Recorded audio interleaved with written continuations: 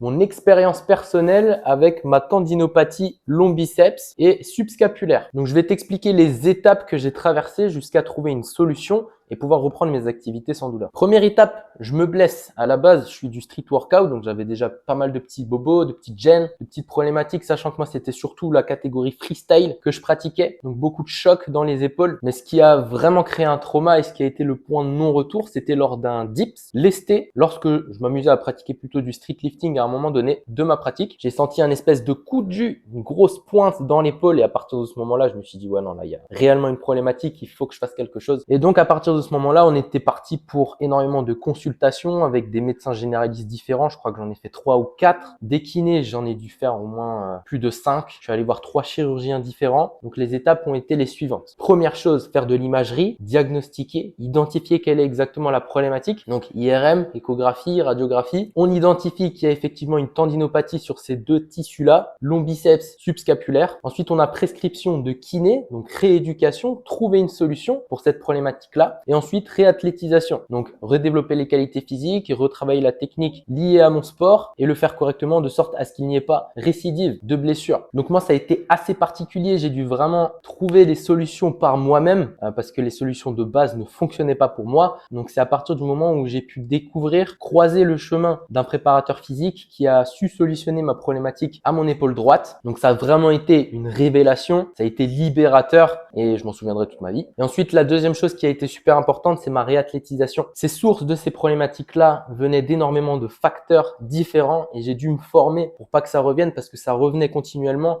même après une rééducation qui était adéquate à ce qu'on voyait dans mon épaule. Donc, j'ai dû me former sur les réflexes archaïques, sur le sensoriel. J'ai dû me former en réathlétisation, avoir des bases forcément sur le traitement d'une tendinopathie, comment on renforce un tendon, comment on renforce ses muscles, comment on développe certaines propriétés selon certains tissus. Donc, ça a été un chemin qui a été très long, qui a duré plusieurs années, mais au final, je regrette absolument rien. J'ai pu récupérer toutes mes activités sportives, le faire sans douleur, continuer de performer, reprendre ma vie de sportif là où je l'avais laissé par le passé. Et donc ça, à mon sens, pour moi, pour ma part, pas de prix. Donc effectivement, si c'était à refaire, bien évidemment que je le referais. Mais voilà, de ma propre expérience personnelle, ça a été diagnostic, rééducation, réathlétisation. Les 3 étapes pour revenir le plus rapidement possible à son sport. Si tu as des problématiques particulières dans ton sport et que tu souhaites en parler avec moi, écris MP dans la barre des commentaires.